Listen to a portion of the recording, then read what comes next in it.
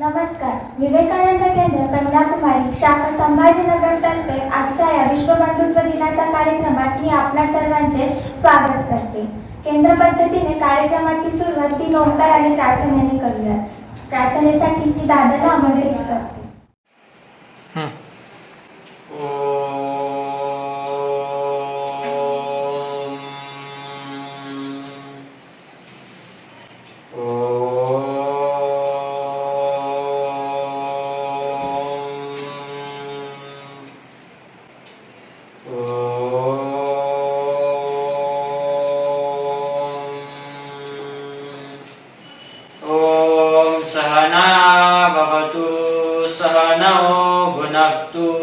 सह वीर्यं करवावहै तेजस्विनावधीतमस्तु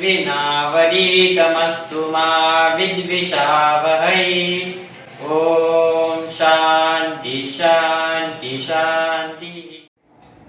11 सप्टेंबर 1893 रोजी शिकागो येथील सर्व धर्म परिषदेत स्वामी विवेकानंदांनी भारताचे नेतृत्व केले, ज्यामध्ये त्यांनी भारतीय संस्कृतीतील विश्वबंधुत्वाचा साक्षात्कार संपूर्ण जगाला घडवला.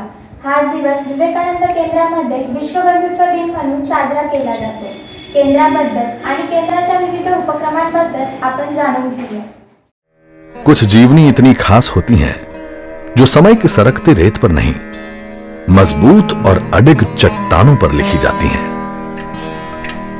अज्ञात सन्यासी से जगत गुरु विवेकानंद तक का सफर जिस शिला से शुरू हुआ, चारों ओर सागर की लहरों से घिरी जिस चट्टान पर माता कन्याकुमारी की तरह साधना के पश्चात उन्हें जीवन का लक्ष्य एवं उसकी प्राप्ति हेतु मार्गदर्शन मिला, अतः उनकी जन्म शताब्दी में विवेकानंद शिला स्मारक समिति ने वहां स्मारक बनाने का संकल्प एकनाथ जी के नेतृत्व में किया.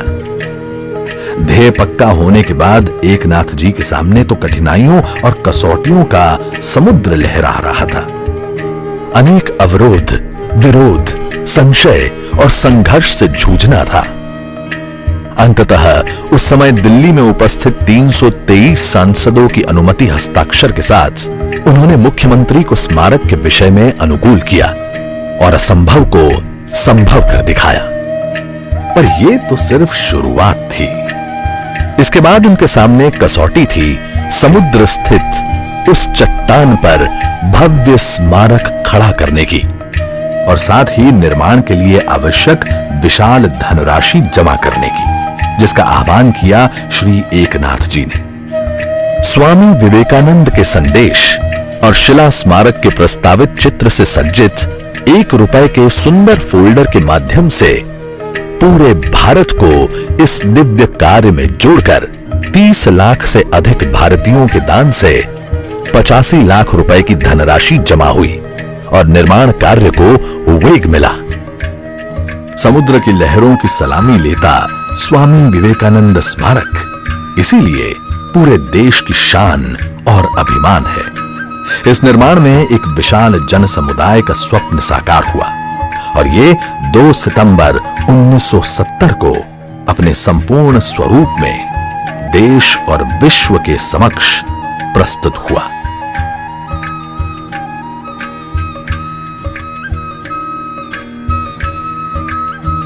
विवेकानंद शिला स्मारक भारत की समृद्ध आध्यात्मिक, सांस्कृतिक एवं ऐतिहासिक विरासत का संगम स्थान बन गया है. किंतु केवल ईंट या पत्थरों से स्वामी विवेकानंद की स्मृति को जीवित रखना, यहां तक विवेकानंद शिला स्मारक सीमित होने वाला नहीं था.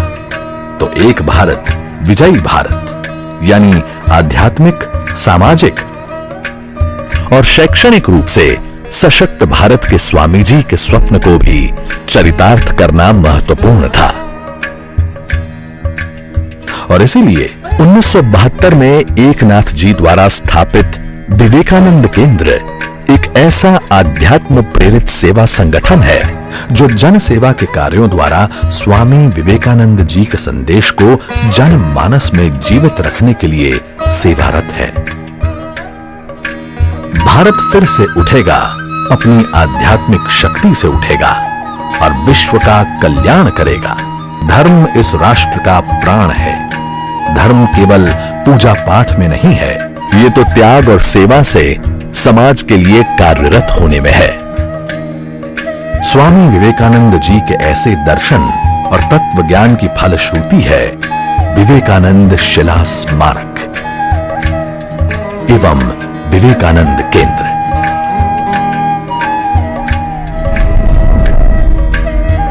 एक भारत विजयी भारत।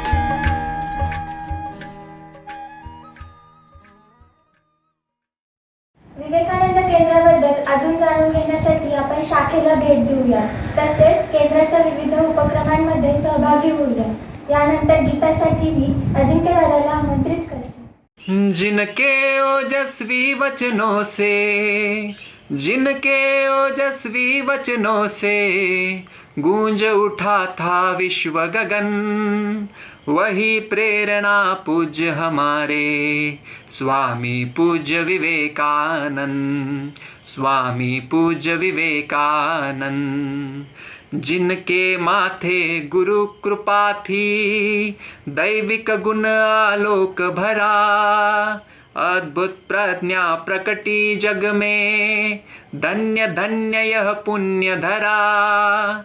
सत्य सनातन परम ज्ञान का, सत्य सनातन परम ज्ञान का, जो करते अभिनव चिंतन, वही प्रेरणा पूज्य हमारे स्वामी पूज्य विवेकानंद, स्वामी पूज्य विवेकानंद।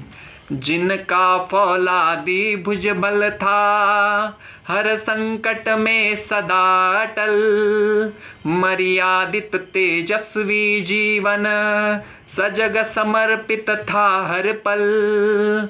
हो निर्भय जो करे गर्जना, हो निर्भय जो करे गर्जना, जिनके अंतस दिव्य गगन, वही प्रेरणा पूज्य हमारे स्वामी पूज्य विवेकानंद, स्वामी पूज्य विवेकानंद।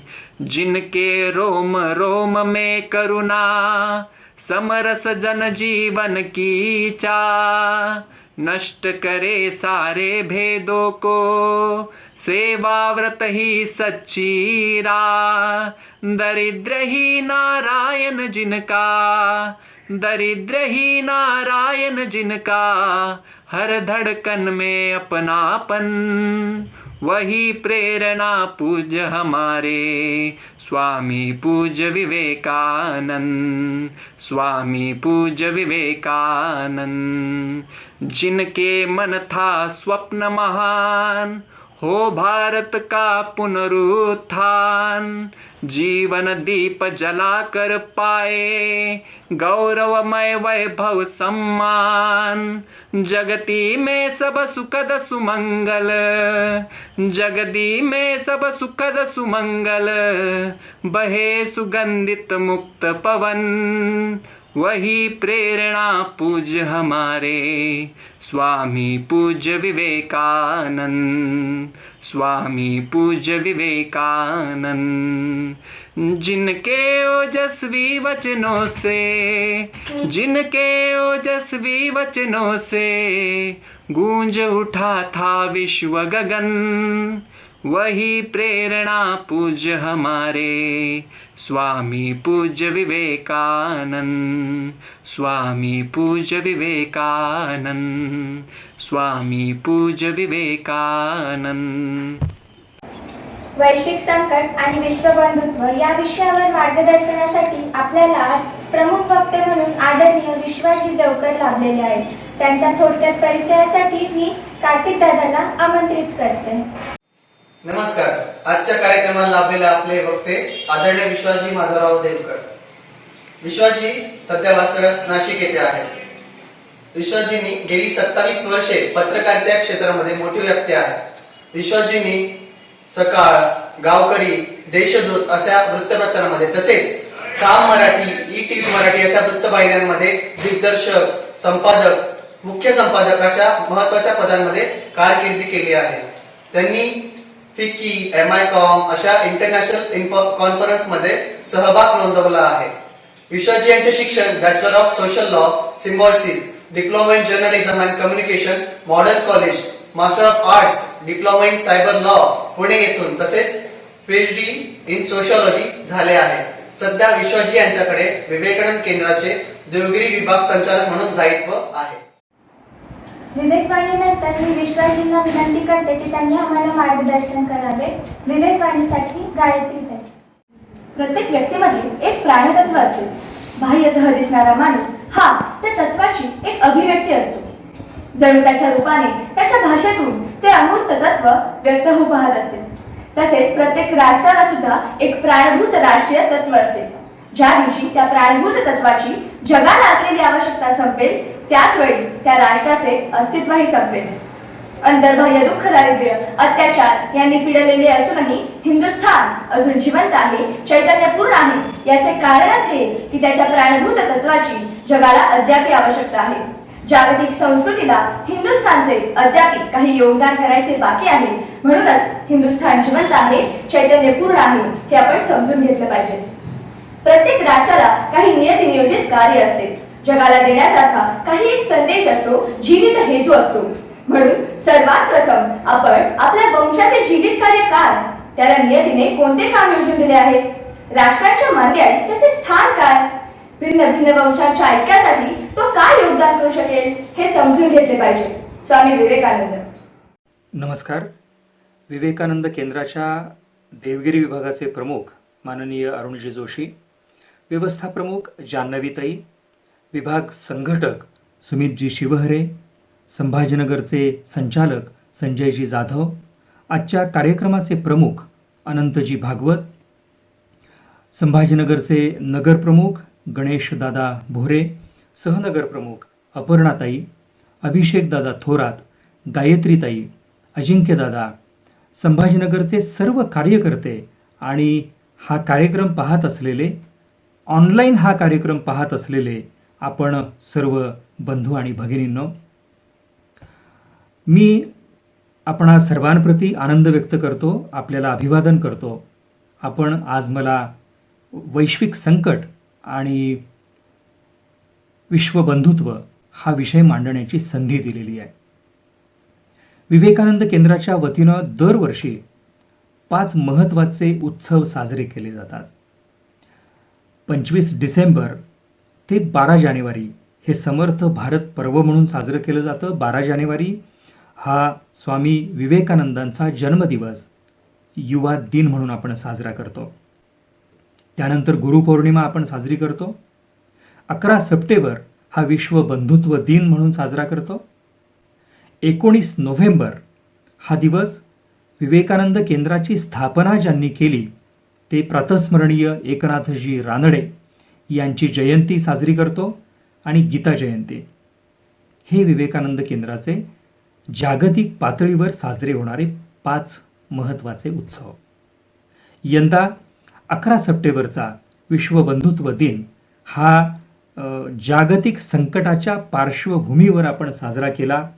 11 सप्टेंबरपासून वेगवेगळे कार्यक्रम ऑनलाईन केले जात आहेत आणि अगदी 12 सप्टेंबरला पंतप्रधानांचे राष्ट्रीय सुरक्षा सल्लागार अजितजी डोवाल, विवेकानंद इंटरनॅशनल फाउंडेशनचे अध्यक्ष ज्येष्ठ पत्रकार S. गुरुमूर्तीजी आणि विवेकानंद केंद्राच्या उपाध्यक्षा आदरणीय निवेदिताताई भिडे यांच्या उपस्थितीत ऑनलाईन वेबिनार झाला आणि तेव्हापासून विश्वबंधुत्व दिनाच्या कार्यक्रमाची ऑनलाईन शृंखला सुरू झालेली आहे. केंद्राचे राष्ट्रीय महासचिव भानुदासजी असोत, महाराष्ट्राचे प्रांत संघटक विश्वासजी लपालकर, सहसंघटक सुजाताताई दळवी, महाराष्ट्राचे प्रांत प्रमुख अभयजी बापट, संचालक किरणजी कीर्तने, सहसंचालक प्रकाशजी पाठक यांच्यासह महाराष्ट्रात विवेकानंद केंद्राच्या कार्यकर्त्यांच्या वतीनं विश्वबंधुत्व दिनाचं औचित्य घेऊन विचारांचा जागर केला जातो आहे. विवेकानंदांच्या विचारांचे दूत, विवेक विचार दूत महाराष्ट्रभर वेगवेगळ्या शहरांमध्ये ऑनलाईन व्याख्यानं देत आहेत आणि विश्वबंधुत्वाचं महत्त्व समजावून सांगतायत. त्याच शृंखलेमध्ये आपण आज वैश्विक संकट आणि विश्वबंधुत्व या विषयावर संवाद साधतो आहोत. संपूर्ण भारत देश गेल्या 22 मार्चपासून अडकून पडलेला आहे. 22 मार्चला आपण जनता कर्फ्यू पाळला. पंतप्रधानांच्या आवाहनाला प्रतिसाद देऊन 22 मार्चला जनता कर्फ्यू होता आणि त्यानंतर केंद्र सरकारनं 24 मार्चपासून लॉकडाऊन जाहीर केला. आपला देश कोरोनाच्या संकटाचा सामना करण्यासाठी तेव्हा जो लॉकडाऊन झाला तो आजही वेगवेगळ्या शहरांमध्ये वेगवेगळ्या पातळ्यांवरती आपलं समाज जीवन हे लॉकडाऊनच जणू झालेलं आहे. खरं म्हणजे अनलॉकचे वेगवेगळे टप्पे आपण जाहीरही केलेले आहेत, त्याची अंमलबजावणी सुद्धा केलेली आहे. आत्ता सध्या तर भारतामध्ये अनलॉक 5 चालू आहे, पण तरीसुद्धा परिस्थिती फारच गंभीर आहे. कोविड-19 कोरोना या जागतिक महामारीनं आपल्या देशालाही हैराण केलेलं आहे. खरं म्हणजे सगळं जग कोरोना या संकटामुळं सध्या हैराण झालेलं आहे. जगभरात कोरोनाचा कहर सुरू आहे. कोरोना या भयावह विषाणूनं किमान 200 पेक्षा जास्त देशांमध्ये हाहाकार माजवलेला आहे. जगातील सर्वात शक्तिशाली देश अमेरिका हा कोरोनाचं फार मोठं लक्ष झालेलं आहे. कोरोनाच्या बळींची संख्या अमेरिकेमध्ये जगात सर्वाधिक आहे. आता त्या पाठोपाठ आपण निघालेलो आहोत. हे संकट संपूर्ण मानव जातीला अस्वस्थ करून गेलेलं आहे. कोरोनामुळं बळींची संख्या लाखोंवर पोहोचलेली आहे. म्हणजे जगातील सर्वात शक्तिशाली देश असा ज्याचा आपण उल्लेख करतो आहोत त्या अमेरिकेच्या राष्ट्राध्यक्षांनाच, राष्ट्रपती डोनाल्ड ट्रम्प यांनाच कोरोनाची लागण झालेली आहे. त्यांच्या पत्नीलाही कोरोनाची लागण झालेली आहे. मेलेनिया ट्रम्प यासुद्धा कोरोनाच्या साथीनं बेजार आहेत. स्वतः डोनाल्ड ट्रम्प यांनी याबाबतचं ट्विट करून ही माहिती दिलेली आहे. त्यांनी केलेल्या ट्विटमध्ये उल्लेख केलेला आहे की मेलेनिया आणि मला कोरोनाची लागण झालेली आहे, त्यामुळं आम्ही क्वारंटाईन आहोत. तुम्हीही आता क्वारंटाईन व्हा, ह्या संकटाचा सामना करा, असं ट्विट जगातली सर्वात मोठी शक्ती असलेल्या महासत्तेच्या अमेरिकेच्या अध्यक्षांनी केलेलं आहे. जगभरामध्ये अमेरिकेत कोरोनाचा सर्वात जास्त हाहाकार आपल्याला पाहायला मिळतो आहे. डोनाल्ड ट्रम्प यांचे सल्लागार होप हिक्स यांना कोरोनाची लागण झाली होती आणि त्यानंतर स्वतः डोनाल्ड ट्रम्प यांनी कोरोनाची चाचणी केली आणि ती चाचणी पॉझिटिव्ह आली. त्यामुळं त्यांनी स्वतः ट्विट करून सांगितलं की मला कोरोना झालेला आहे, माझ्या पत्नीलाही कोरोना झालेला आहे, तुम्ही आता काळजी घ्या. ज्या महासत्तेमध्ये अद्ययावत यंत्रणा आहेत, जी महासत्ता येणाऱ्या संकटांची चाहूल सगळ्या जगाला आधी देते, त्या अमेरिकेमध्ये कोरोनानं सध्या हाहाकार माजवलेला आहे. आणि अमेरिकेच्या पाठोपाठ आपल्याही देशामध्ये कोरोनाचा हाहाकार सुरू आहे. भारतामध्ये कोविड-19 म्हणजे कोरोना बाधित मृतांची संख्या 1 लाखांहून अधिक झालेली आहे. हे संकट अतिशय गंभीर झालेलं आहे आणि त्या पार्श्वभूमीवर आपण आज वैश्विक संकट आणि विश्वबंधुत्व या विषयाचं मंथन करतो आहोत. भारतामध्ये एकूण बाधितांची संख्या 64 लाखांहून अधिक गेलेली आहे. त्यापैकी 54 लाखांहून अधिक नागरिकांनी कोरोनावर मात सुद्धा केलेली आहे. More than 50 lakh patients are discharge. They are discharged from the hospitals, they are discharged from the corona. आता या विषयासंदर्भात आरोग्य मंत्रालयानं जी माहिती दिलेली आहे तिचा आढावा आपण आपल्या आजच्या विषयाच्या निमित्तानं घेतला पाहिजे. की गेल्या 48 तासांमध्ये म्हणजे शुक्रवारी सकाळी 8 ते शनिवारी सकाळी 8 वाजेपर्यंत देशामध्ये 79,476 नवीन रुग्णांची नोंद झाली. आणि गेल्या 48 तासांचा जर आपण आढावा घेतला, जी माहिती केंद्रीय आरोग्य मंत्रालयानंच दिलेली आहे की एका बाजूला कोरोना बाधितांची संख्या जशी वाढते आहे तसं कोरोनावर मात करणाऱ्यांची पण संख्या आता लक्षणीय आहे. 75,628 रुग्णांनी कालपर्यंत कोरोनावर मात केलेली होती. कोरोना बाधितांचा मृतांचा आकडा जसा वाढतो आहे तसं कोरोना बाधित कोरोनावर मात करून पुन्हा पूर्वपदावर येत असणाऱ्यांची संख्या सुद्धा वाढते आहे. ही घटना भारताच्या दृष्टीनं महत्त्वाची आहे, चांगली आहे. पण त्याचबरोबर हे जे गंभीर संकट आहे हे भारतापुरतं नाही, हे वैश्विक संकट आहे. आणि आपल्या देशामध्ये बळींची संख्या मगाशी जसा मी उल्लेख केला 1 लाखांच्या वर गेलेली आहे. या संदर्भात आपण हा जो आज विषय मांडतो आहोत की वैश्विक संकट आणि विश्वबंधुत्व या दोन्हीचा परस्पर समन्वय आहे, परस्पर संबंध आहे.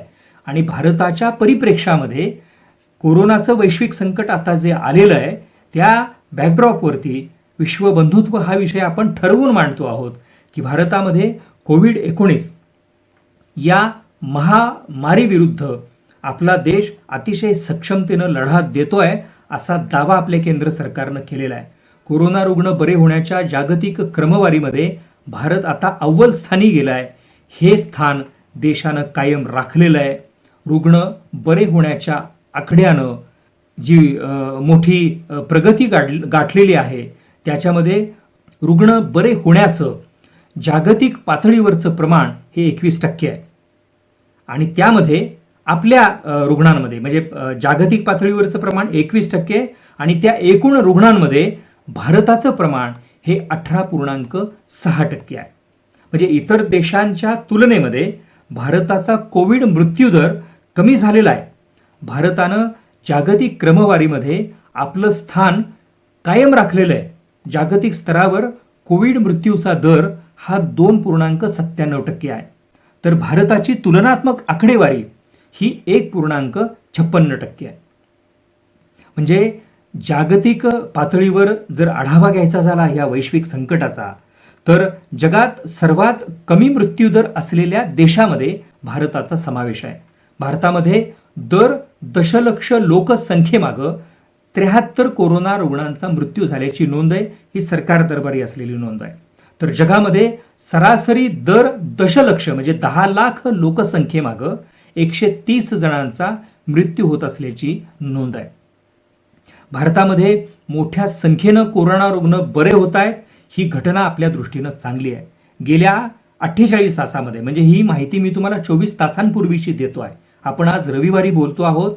शनिवारपर्यंतची माझ्या हातात आलेली जी आकडेवारी आहे त्यानुसार देशामध्ये 75,628 कोरोना रुग्ण हे यशस्वीरित्या बरे झालेले आहेत.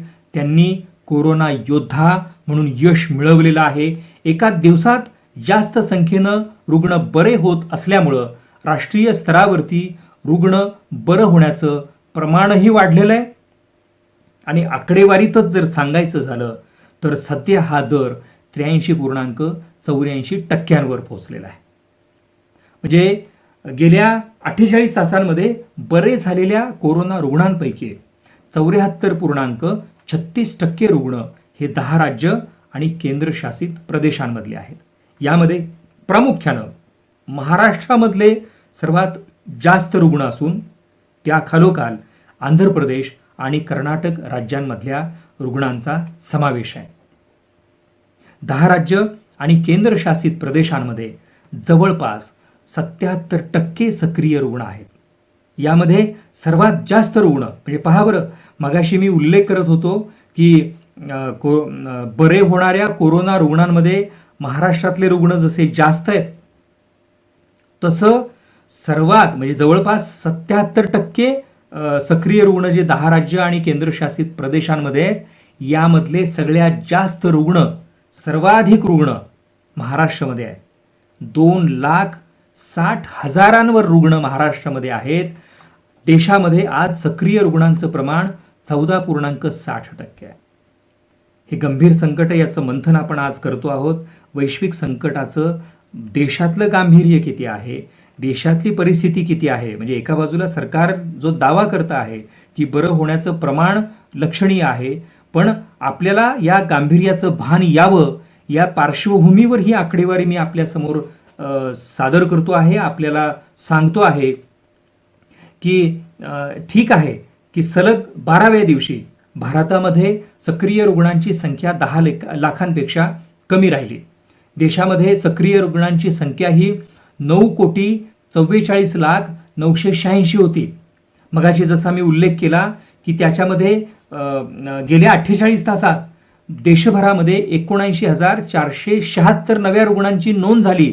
त्यात पुन्हा गेल्या 24 तासात आणखी भर पडली असणार आहे. नव्या रुग्णांपैकी जसं मी मगाशी म्हणत होतो की 78.2% रुग्ण हे 10 राज्य आणि केंद्रशासित प्रदेशातले होते. त्याच्यामध्ये 16,000हून अधिक रुग्णांची संख्या ही एकट्या महाराष्ट्रातली होती. हे प्रमाण आधीच्या पेक्षा कमी आहे, ही त्यातल्या त्यात समाधान मानावं अशी बाब आहे. पण नवीन रुग्ण नोंदींमध्ये सुद्धा महाराष्ट्र आहेच आहे. महाराष्ट्राच्या पाठोपाठ केरळ दुसऱ्या स्थानावर आहे. तिथं 9,258 नवीन रुग्ण आढळलेले आहेत. मी मगाशी जसा उल्लेख केला की महाराष्ट्रामध्ये नव्यानं नोंद झालेली रुग्णांची संख्या जी आहे ती 16,000हून अधिक आहे. त्यात गेल्या 24 तासामध्ये आणखी भर पडलेली आहे. त्या पाठोपाठ केरळमध्ये 9,258 नवीन रुग्ण आढळलेले आहेत.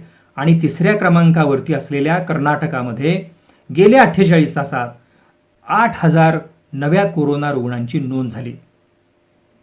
गेल्या 48 तासामध्ये 1,000हून अधिक लोकांचा मृत्यू झालेला आहे. हे सगळं गंभीर आहे. म्हणजे महाराष्ट्रातला 48 तासातला मृत्यूदर हा 39.66% होता. या पार्श्वभूमीवर आपण मराठी माणूस म्हणून, आपण महाराष्ट्रीयन म्हणून ह्या संकटाचा सामना करण्यासाठी सिद्ध झालं पाहिजे. आणि तो सामना करण्यासाठी एका विषयाला आपण आज स्पर्श करतो आहोत की हे वैश्विक संकट जे आलेलं आहे ते महाराष्ट्रावर आलेलं आहे, ते देशावर आलेलं आहे, ते जगावर आलेलं आहे. त्याचा सामना करण्यासाठी आपण काय केलं पाहिजे. मला असं वाटतं ह्या कोरोना संकटानं सगळ्या जगाला हैराण केलेलं आहे. हे कोरोना संकट संपूर्ण भारतामध्ये, संपूर्ण देशामध्ये सर्वसामान्य माणसाला वेठीस धरतं आहे. अर्थात माणूस सर्वसामान्य असो नाहीतर अगदी मंत्री पातळीवरचा असो, आपण पाहिलेलं आहे की गेल्या काही दिवसांमध्ये अगदी मंत्र्यांना सुद्धा कोरोनाची लागण झाली. जनसामान्यांचा त्यांनी बळी घेतलेला आहे, जनजीवन विस्कळीत केलेलं आहे. या सगळ्या पार्श्वभूमीवर कोरोनाच्या करुण कहाण्या आपण पाहतो आहोत. मी मगाशी विस्तारानं आकडेवारी सांगण्यामागची माझी भूमिकाच ही होती की हे लाखो हजारोंचे आकडे जे भारताच्या संदर्भातले आहेत, जगात क्रमवारीमध्ये अव्वल स्थानावर असलेल्या अमेरिकेला हैराण करणाऱ्या कोरोनानं सगळं जग वेठीला धरलेलं आहे. आपण भारतीय म्हणून हे संकट आपल्या देशावरती जसं आलेलं आहे, आपल्या प्रांतावरती जसं आलेलं आहे, तसं सगळ्या जगाला वेठीला धरणाऱ्या या संकटाचा सामना करण्यासाठी आपल्या हातामध्ये आपल्याच संस्कृतीनं, आपल्याच समाज धुरीणांनी जे एक सुंदर साधन दिलेलं आहे संकल्पनेच्या पातळीवरचं, ती संकल्पना आपल्या मातीत जी जन्माला आली ती होती बंधुत्वाची. ती संकल्पना होती बंधुभावाची की ज्या बंधुभावाचा जागर स्वतः स्वामी विवेकानंदांनी अमेरिकेमध्ये 11 सप्टेंबर 1893 ह्या दिवशी केला होता. तो लोकजागर होता जागतिक बंधुतेचा.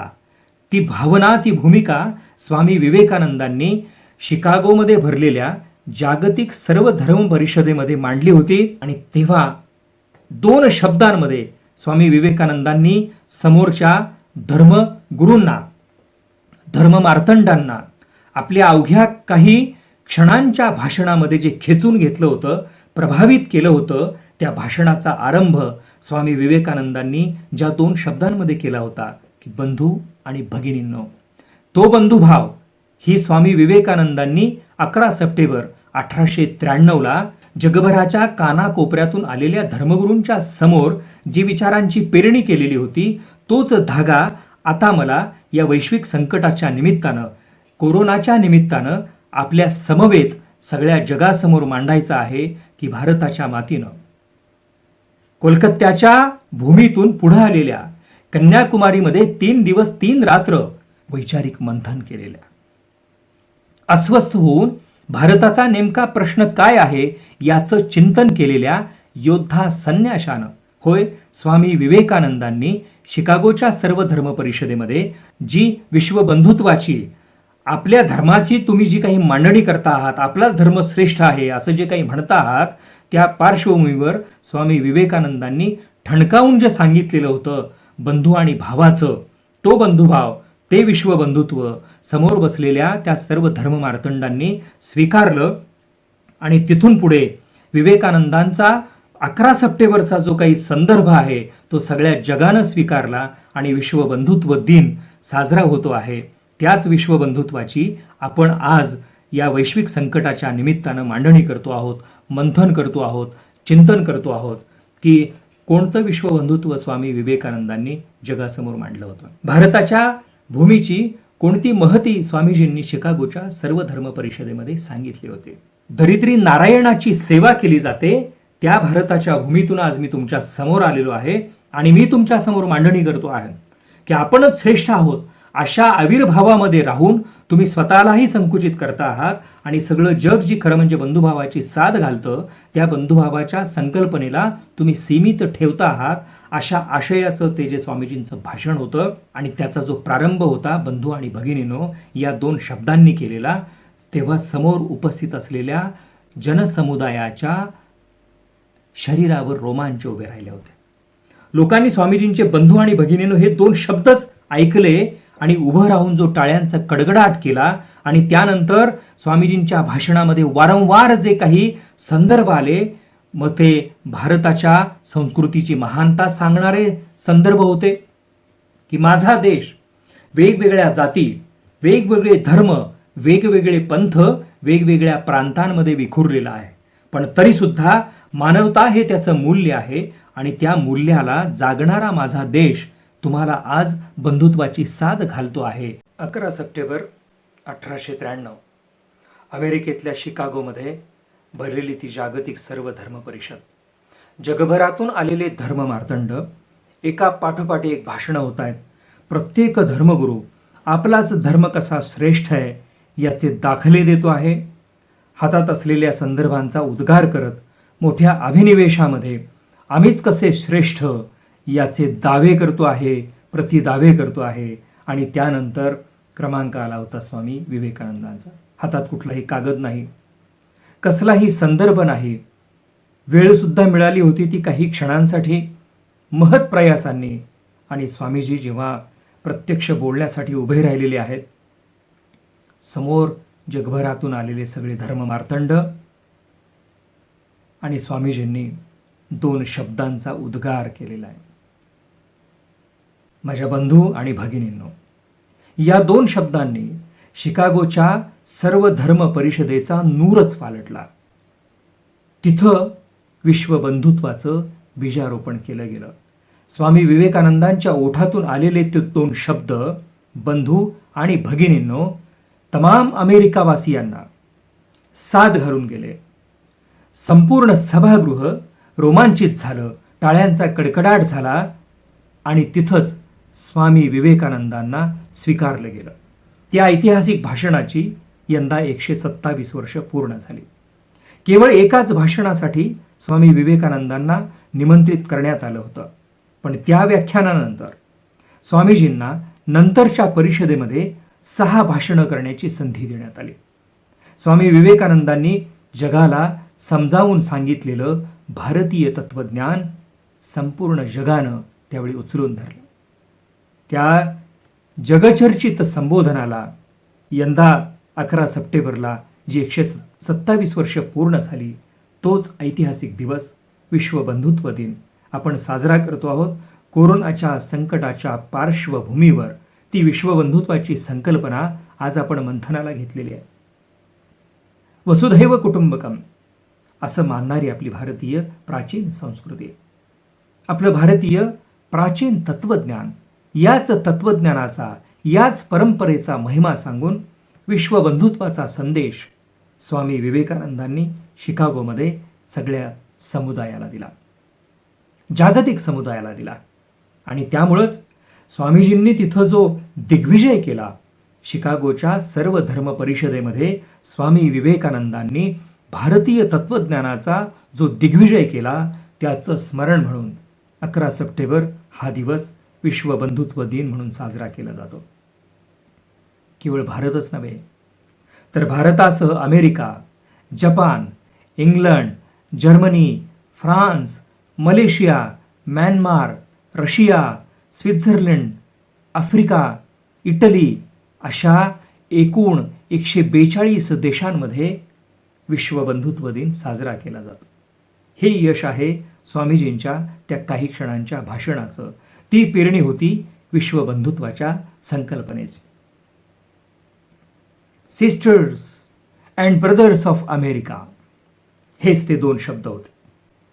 स्वामी विवेकानंदांच्या त्या एकाच संबोधनानं अवघ्या विश्वाला दिपवून टाकणारं स्वामीजींचं ते संबोधन शिकागोच्या सर्वधर्म परिषदेला चैतन्य देऊन गेलं. ते भाषण प्रत्येक भारतीयाच्या मनाला भिडणार आहे. अमेरिकेतल्या माझ्या भगिनींनो आणि बंधूंनो, आज आपण सर्वांनी या ठिकाणी आमचं अगत्यानं स्वागत केलं. शब्द सुचत नाहीत. हृदय अवर्णनीय आनंदानं भरून आलंय. जगातील सर्वात प्राचीन अशा संन्यासी धर्मातर्फे आम्ही तुम्हाला धन्यवाद देतो. स्वामीजींचे शब्द आहेत. अवघ्या पृथ्वीच्या पाठीवरील सर्व वर्णांच्या, सर्व धर्मसंप्रदायांच्या, कोटी कोटी हिंदू नरनारींच्या वतीनं आम्ही तुम्हाला धन्यवाद देतो. आम्ही सर्व धर्मांना समान मानतो. आम्हाला अशा धर्माचा अभिमान वाटतो ज्या धर्मानं अखिल विश्वाला सहिष्णुता शिकवली, ज्या धर्मानं संपूर्ण विश्वाला सहजीवनाची, विश्वबंधुत्वाची शिकवण दिली. आम्ही सर्व धर्मांना समान मानतो. आम्हाला आमच्या राष्ट्राचा अभिमान वाटतो. त्यानं जगाच्या कानाकोपऱ्यातून आलेल्या आपल्या सर्वांना आपल्यामध्ये सामावून घेतलंय. आमच्या हिंदुस्थानामध्ये लक्षावधी नरनारी, आमची जनता ज्या स्तोत्राचं प्रतिदिन पारायण करते ते आम्ही बालपणापासून करत आलेलो आहोत. रुचिराम वैचित्र्यात ऋजुकुटील नाना पथजुषाम नृणाम एको गम्य त्वमसी पयसाम अर्णव इव. भिन्न भिन्न उगमांमधून निघणारे सर्व जलप्रवाह ज्याप्रमाणे अंतिसागरालाच जाऊन मिळतात, त्याचप्रमाणे रुची वैचित्र्यानुसार भिन्न भिन्न मार्गाने जाणारे सारे पथिक, सारे पांथस्थ अंती प्रभुलाच जाऊन मिळतात. अशी एक दिव्य शिकवणूक आमचा धर्म देतो. अशी दिव्य शिकवणूक आमचा सनातन हिंदू धर्म देतो. स्वामीजींचं हे वाक्य समोरच्या समुदायानं ऐकलं आणि टाळ्यांचा कडकडाट झाला. परंतु आज अखिल विश्वात, स्वामीजी पुढे म्हणतात, परंतु आज अखिल विश्वात धर्माधर्मात जे वितंडवाद माजले आहेत ते आम्हाला विनाशाकडेच घेऊन जाणार आहेत, लक्षात ठेवा. स्वामीजींचा तो इशारा होता. काही क्षणांच्या भाषणामध्ये केलेलं ते वक्तव्य खरं म्हणजे आजच्या वैश्विक संकटांच्या, वेगवेगळ्या वैश्विक संकटांच्या पार्श्वभूमीवर आजही ते दिशादर्शक ठरत आहे. स्वामीजी म्हणतात, कूपमंडूक बेडूक झालोय आपण सगळेजण. होय, कूपमंडूक बेडूक, विहिरीत राहणारी बेडकं आपण. समुद्र काय असतो ते कसं कळणार आपल्याला? ख्रिश्चन धर्मीय स्वतःच्या लहानशा विहिरीत बसून तिलाच सारं जग समजतात. मुसलमानही तसाच छोट्याशा विहिरीत बसून तिलाच आपलं जग समजतो. त्यातूनच निर्माण होते संकुचित धर्मभावना. हिंदूंच्या बाबतीतही अनेकदा असं होतं की प्रथा आणि परंपरांमध्ये आंधळेपणानं अडकलेले असेच बेडकासारखे राहतात. या संकुचित धर्मभावनेतून जन्म घेते धर्मांधता. या सुंदर वसुंधरेवर दीर्घकाळ हाहाकार माजवलाय या धर्मांधतेनं. अगणित वेळा रक्ताचा सडा पडला. राष्ट्रच्या राष्ट्र उद्ध्वस्त झाली. असे हे क्रूर धर्मवेडे नसते तर आज हा सारा मानव समाज किती प्रगत झाला असता. पण आता त्यांची घटका भरलेली आहे.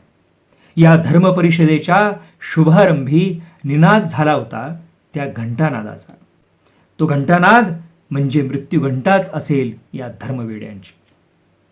स्वामीजींचे हे शब्द आणि पुन्हा एकदा टाळ्यांचा किमान 1.5 मिनिट कडकडाट. अखिल विश्वात सर्वच पुरातन धर्म त्यांचा जर आपण अभ्यास केला तर त्या सगळ्यांमध्ये जो सनातन आहे, सगळ्यात पुरातन आहे, तो हिंदू धर्म. ऋषीमुनींनी सत्याचे प्रयोग करून वेद आणि उपनिषदांमधून हा धर्म सांगितला. आज आम्हाला सांगायला आनंद वाटतोय की या पवित्र कार्यामध्ये स्त्रियांचंही फार मोठं योगदान आहे. स्त्री ही आदिशक्ती, सृजन, सृष्टी आणि संस्कृती असा हा अथांग विशाल महासागर म्हणजे हिंदू धर्म. सर्व धर्मीय, सर्व पंथीय लोकांना आपल्यामध्ये सामावून घेणारे आम्ही भारतीय आज आम्ही घेऊन आलोय तुमच्यासाठी एक दिव्य संदेश. हे असं आणि यानंतर वेगवेगळ्या व्याख्यानांमधून स्वामी विवेकानंदांनी पाश्चात्य जगतासमोर जे मांडलं ते भारतीय तत्वज्ञान होतं. ती भारतीय संस्कृतीची महानता होती. भारतीय तत्वज्ञान कोणत्या मूल्यांवरती आधारलेलं आहे याचे अनेको संदर्भ स्वामी विवेकानंदांनी शिकागोतल्या त्या सर्व धर्म परिषदेसह नंतर झालेल्या व्याख्यानांमध्ये दिले आणि तिथं बीजारोपण झालं विश्वबंधुत्व नावाच्या संकल्पनेचं. भारतीय संस्कृतीची महानता सांगणाऱ्या तत्वज्ञानाचं. भारतीय संस्कृती ही अतिशय पवित्र अशा प्रकारची संस्कृती आहे. भारतीय संस्कृती ही अतिशय पुरातन अशी संस्कृती आहे.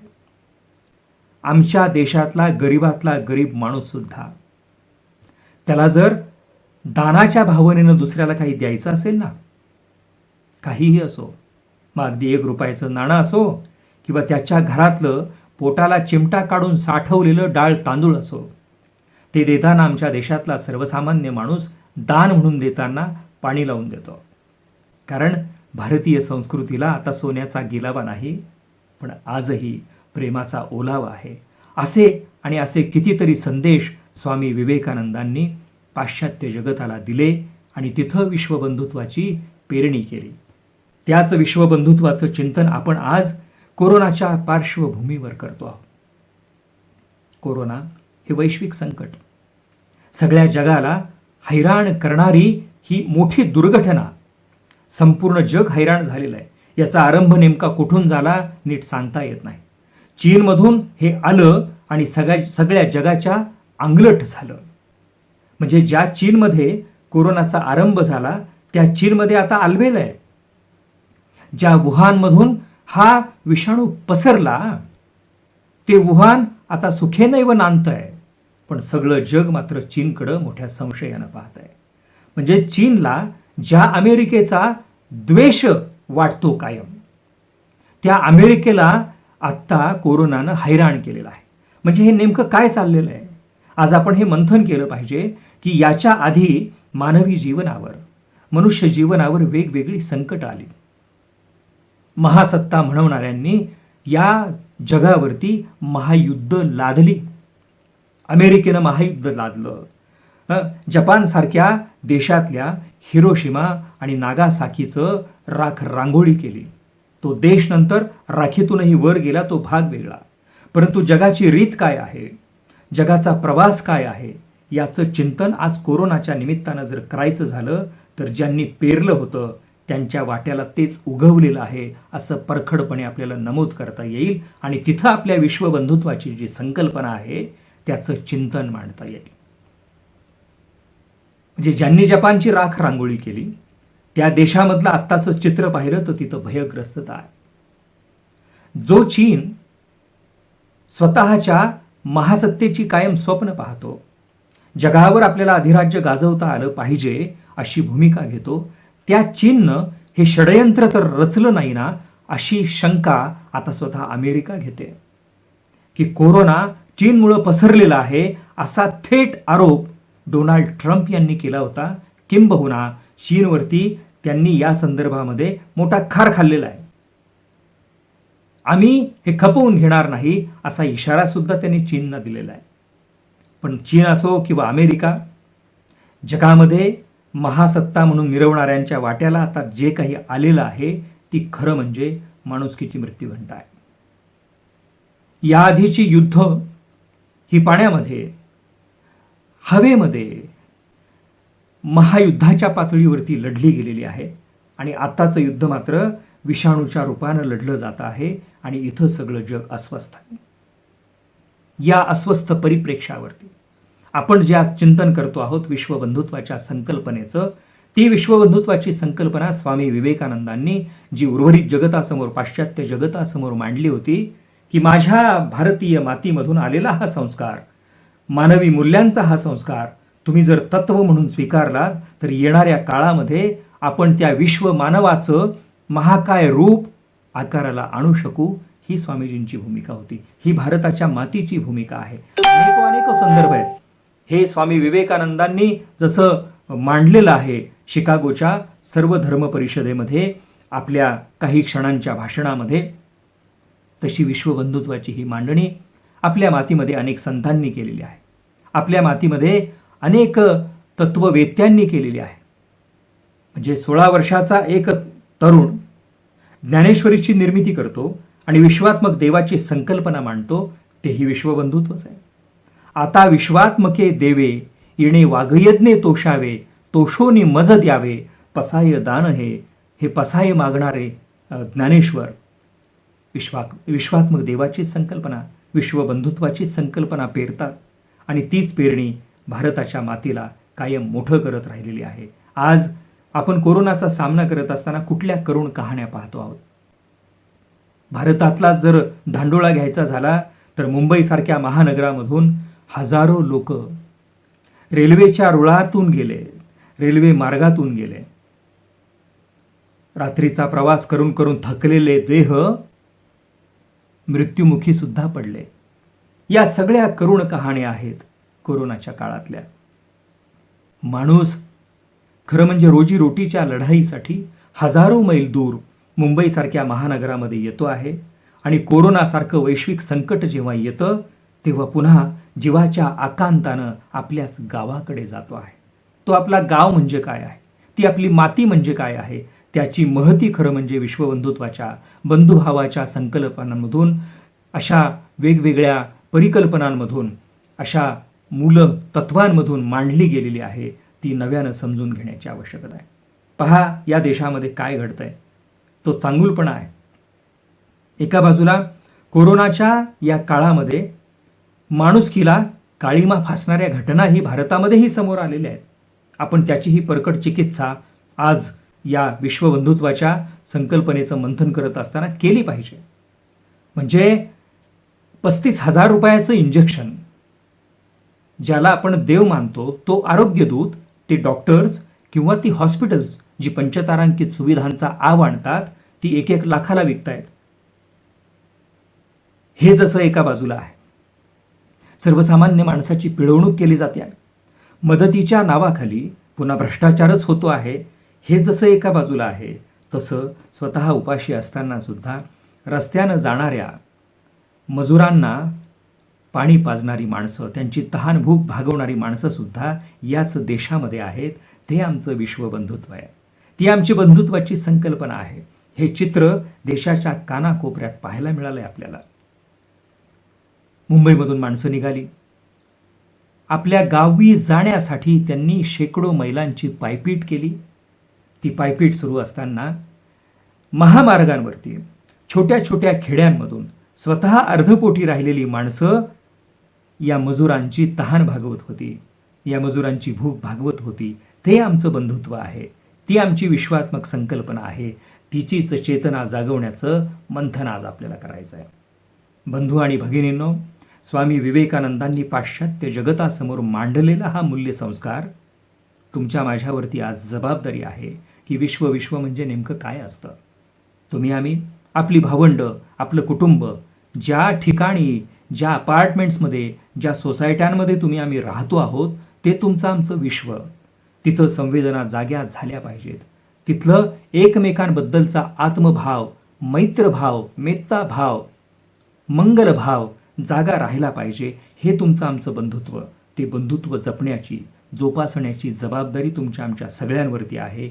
आणि म्हणूनच कोरोना या वैश्विक संकटाच्या पार्श्वभूमीवर ह्या भारताला तुम्ही आम्ही मिळून जगासमोर नव्यानं नेण्याची आवश्यकता आहे. भारतामध्ये हे आजही सामर्थ्य आहे. या देशातली तरुणाई सगळ्या जगासाठी दिशादर्शक ठरू शकते. होय, आज बेरोजगारीचा प्रश्न आपल्याकडे आहे. कोरोनाच्या काळामध्ये शेकडो हजारो लोकांच्या नोकऱ्या गेलेल्या आहेत. सरकारनं केलेले सगळे प्रयत्न आजही अपुरे पडत आहेत. एका बाजूला हा निराशावाद आहे आणि दुसरीकडं याच देशातला अर्धपोटी असलेला माणूस स्वतःची माणुसकी जिवंत ठेवून तिचं मनोहारी दर्शनसुद्धा घडवतो आहे. हेच मनोहारी दर्शन, हीच आपल्या संस्कृतीची संपन्नता आपल्याला जपायची आहे, आपल्याला जोपासायची आहे. आणि मी जसं मगाशी उल्लेख केला की कोरोनाच्या काळातल्या करुण कहाण्या काय दाखवत होत्या की आपल्या कुटुंबापासून दूर राहणारी माणसं विमनस्क होऊन कोरोनाचा सामना होऊ शकत नाही. कोरोनामध्ये आपण आता आपलं काही खरं नाही, त्यामुळं मुंबईतून निघावं आणि आपल्या गावाकडं जावं.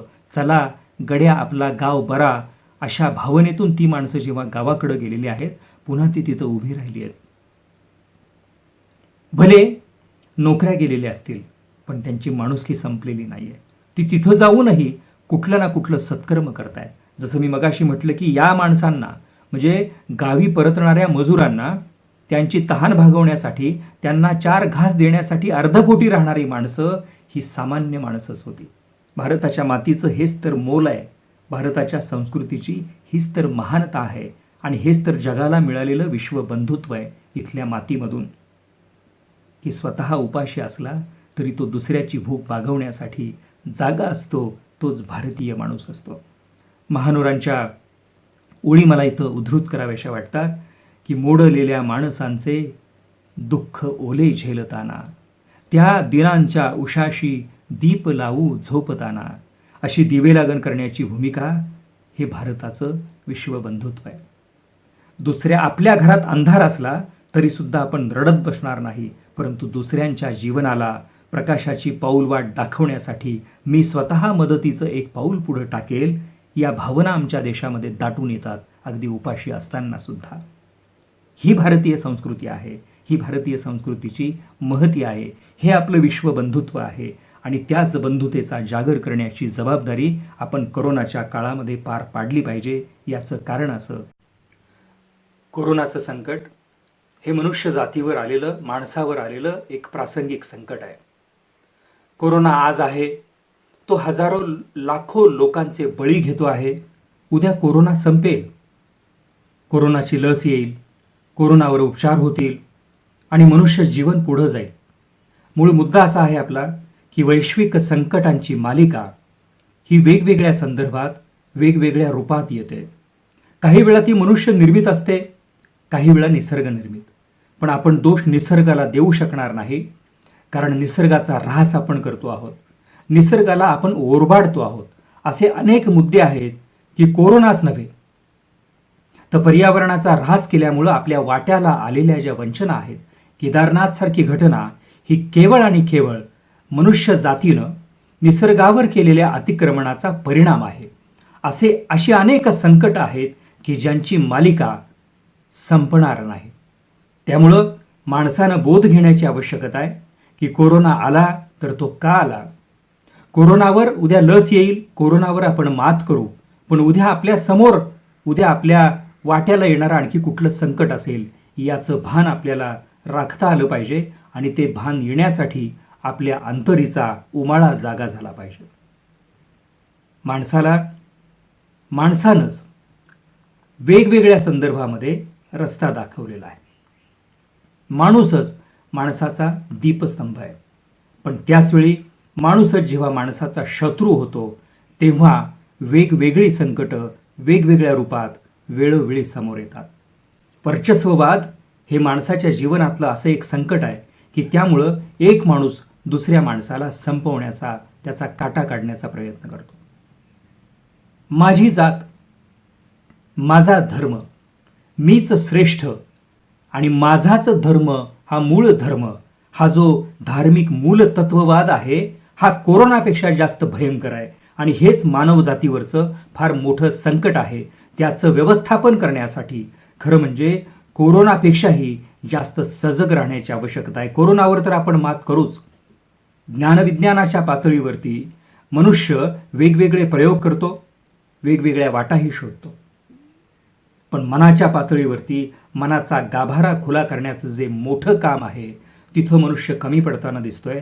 आणि त्याच्यामुळंच युगानुयुगांचा जर धांडोळा घ्यायचा झाला तर वर्चस्ववादाच्या लढाईमध्ये माणूस माणसाला मारतो आहे, माणूस माणसाचं रक्त घोटतो आहे. हे मनुष्य जातीवरचं फार मोठं संकट आहे, हे वैश्विक संकट आहे. आणि त्याचा सामना करण्यासाठी खरं म्हणजे बंधुत्वासारखी दुसरी भावना नाही, बंधुभावासारखा दुसरा इलाज नाही, त्याचीच प्रतिष्ठा वाढवण्याची आवश्यकता आहे. माणसाला दुसऱ्याच्या हिताचं गाणं गाता आलं पाहिजे, दुसऱ्याचं हित पाहता आलं पाहिजे. हे मनुष्य जीवनावरच्या वेगवेगळ्या संकटांचा मला असं वाटतं की महत्त्वाचा उतारा ठरू शकेल, महत्त्वाचा पर्याय ठरू शकेल. आपण त्या वाटेला गेलं पाहिजे, चांगुलपणाच्या वाट्याला गेलं पाहिजे, चांगुलपणाच्या वाटेवर आपण राहिलं पाहिजे. मला माझीच एक कविता आठवते की माणसाच्या जीवनामध्ये अनेकदा वादळं येतात, संकटं येतात. त्या संकटांचा सामना करण्यासाठी आपल्यातली संवेदना जागी असली पाहिजे.